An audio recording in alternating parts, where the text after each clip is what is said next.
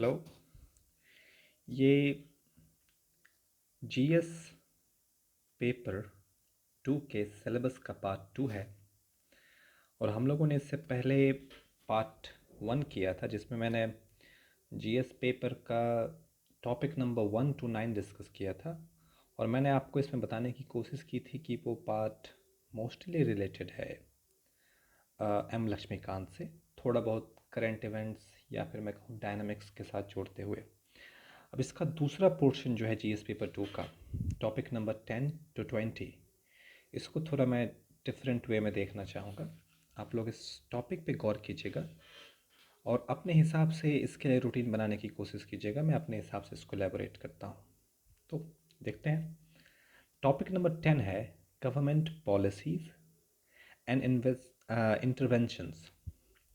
अब इसको एक्सप्लेन करने से पहले या फिर फर्दर आगे जाने से पहले समझ लेते हैं। गवर्नमेंट पॉलिसीज़ एक ऐसा पोर्शन है जो आपको पास्ट में कई सारी पॉलिसीज़ बनी हैं जिसमें से कुछ पॉलिसीज़ काफ़ी इम्पोर्टेंट है, वो मे भी आप कुछ स्टैटिक बुक से कवर कर सकते हैं, बट ये टॉपिक मोस्टली रिलेटेड होता है डायनामिक्स से।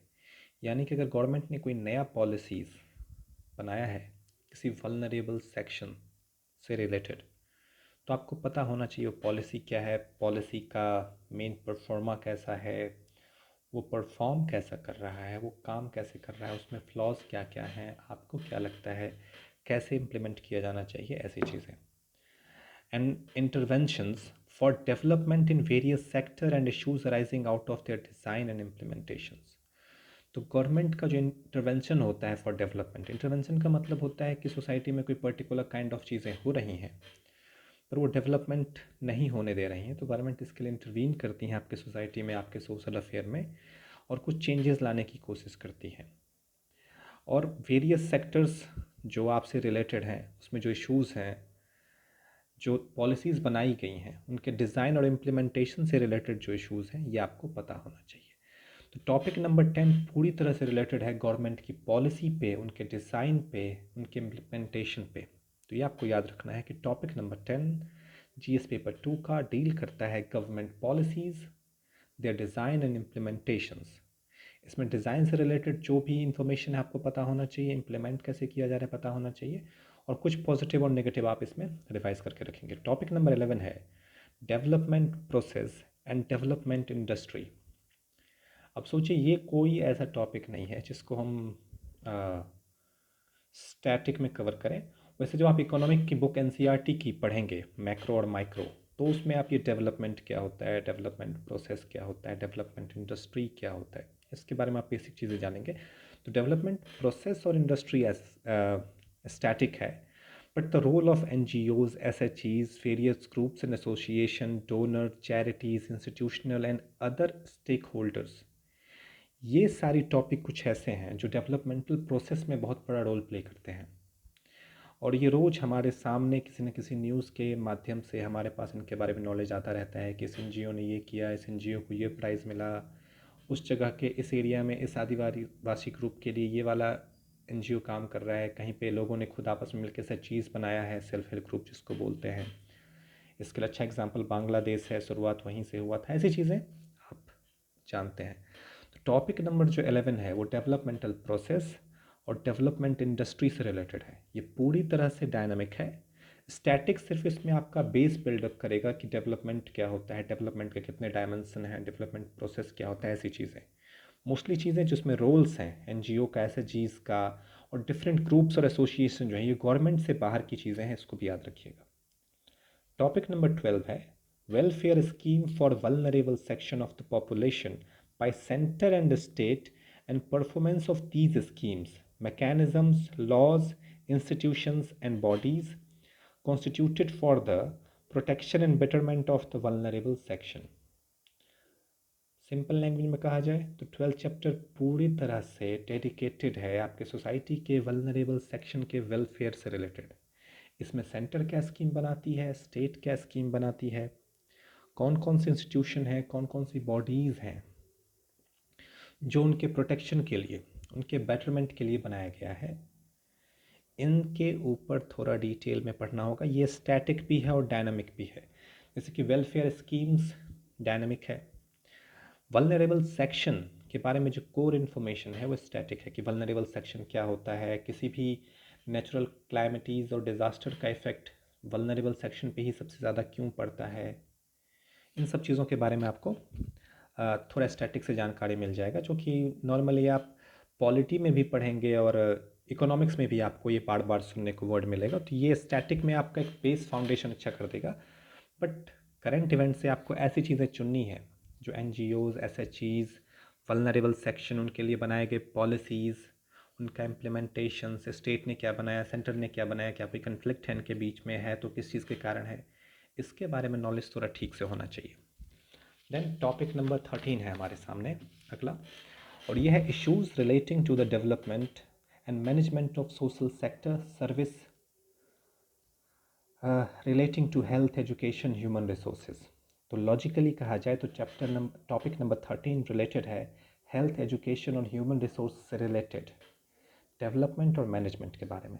सिंपल बस यही है, आपको हेल्थ, एजुकेशन और ह्यूमन रिसोर्सेज तीनों कहीं ना कहीं इंटरलिंक्ड है।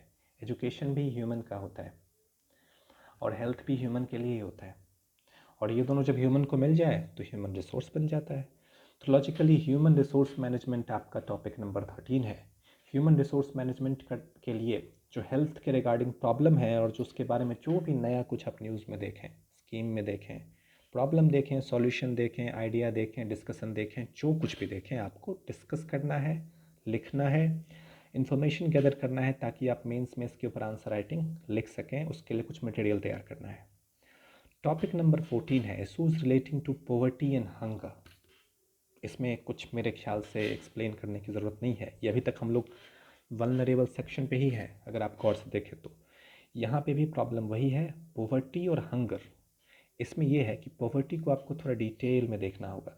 अगर आप क्लास 11 का जो ज्योग्राफी 1 है, दूसरा ज्योग्राफी स्टैटिक है, तो जो ज्योग्राफी 1 है अगर आप उसको डिटेल में पढ़ें ना तो उसमें डिटेल में दिया गया है पॉवर्टी क्या है। मेरे ख्याल से ये topic poverty and hunger class 11 के कुछ चैप्टर से कवर हो जाएगा, तो आप इस पर थोड़ा ध्यान दीजिएगा। स्टैटिक है, डायनामिक के साथ कनेक्ट करके रखना है। Important aspects of, topic number 15 में पढ़ रहा हूँ, important aspects of governance, transparency and accountability, e-governance, applications, models, successes, limitations, and potentials, citizen charter, transparency and accountability, and institutional and other measures. Now, topic है important aspects of governance, transparency and accountability. अब governance का मतलब क्या होता है, government जो कुछ भी पॉलिसी बनाती है सोसाइटी को एडजस्ट करने के लिए, कोई लॉ बनाती है कुछ भी, तो ये सब का सब गवर्नेंस में आ जाता है। अकाउंटेबिलिटी यानी कि गवर्नमेंट ने कोई चीज़ की नहीं की, इसकी अकाउंटेबिलिटी कैसे होगी, इनकी पॉलिसीज़, मैनेजमेंट, इनके रिपोर्ट्स वगैरह से खास तौर पे। फिर ये ई गवर्नेंस क्या होता है, इसका एप्लीकेशन क्या है, कौन कौन से मॉडल हैं, कौन सक्सेस हुआ, इसका लिमिटेशन क्या है, इसका पोटेंशियल क्या है, और ये सिटीजन चार्टर और ट्रांसपेरेंसी एंड अकाउंटेबिलिटी क्या होता है, और जितना भी इंस्टीट्यूशनल एंड अदर मेजर्स इसमें लिए गए हैं उसके बारे में भी आपको आइडिया होना चाहिए। देखिए मैं बेसिक समरी सा बता रहा हूँ सिलेबस का। देखिए सिलेबस को अगर आप तोड़ना चाहते हैं बहुत सारे पार्ट्स में तो ज़रूरी है कि थोड़ा डिटेल टाइम आपको देना होगा। मैं एक एब्रिविएशन दे रहा हूँ ताकि आपके दिमाग के सामने से एक बार विजुअली और ऑडियली आपके दिमाग में ही घूमेगा तो थोड़ा बहुत कॉन्सेप्ट आपका क्लियर होगा। टॉपिक नंबर 16 है role of civil service in democracy. अब ये हमारे से रिलेटेड है, हम सिविल सर्वेंट बनना चाहते हैं। Then what is our role in democracy? If there is any role of us in democracy, then we have to revise it, we have to learn it, we have to understand it, and you will be studying about it in M. Lakshmikant in detail. So don't worry about it, you will read it in static.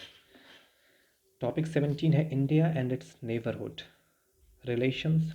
अब ये थोड़ा बहुत international पे आ जाता है, international relation वाला जो portion है हमारा, हमारे पड़ोसियों से क्या रिलेशन है, ख़ास तौर पे आजकल नेपाल, बांग्लादेश, श्रीलंका के साथ जो कुछ भी चल रहा है इसको थोड़ा क्लोजली ऑब्जर्व कीजिएगा, और होने वाले चेंज, प्रॉब्लम, फ्यूचर एस्पेक्ट्स के बारे में डिटेल में जानना है।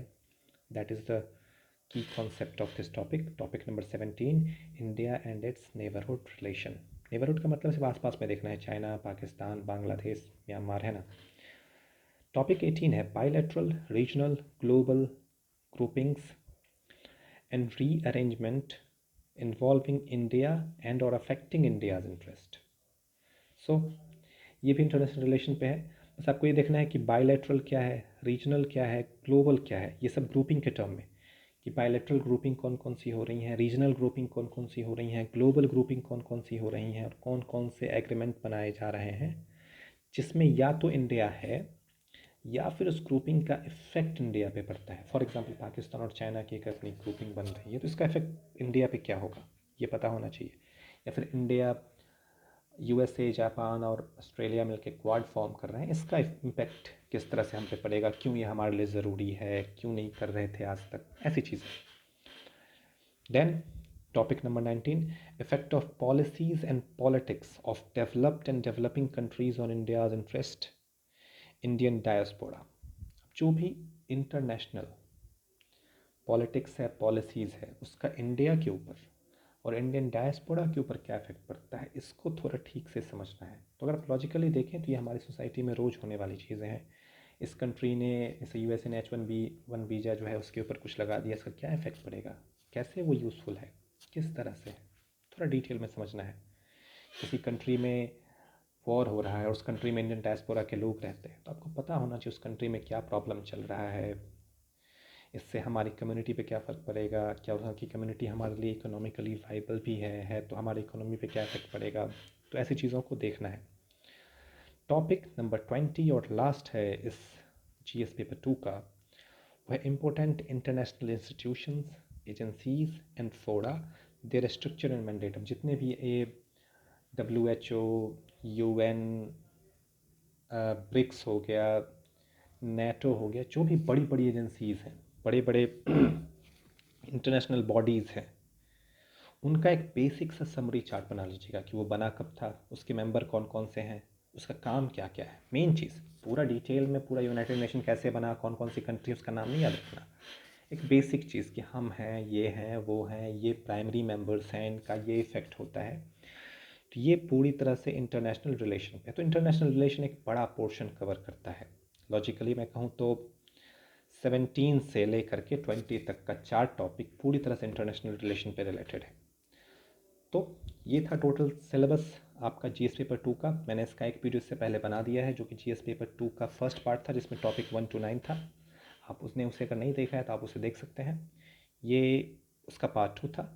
अब अगला वीडियो मैं बनाऊंगा जीएस पेपर 3 पे, उसमें भी लगभग 20 पार्ट्स हैं, तो मैं कोशिश करूँगा उसे 2 पार्ट में डिवाइड करके 2 वीडियोज़ पे बनाऊँ। तब तक के लिए गुड बाय।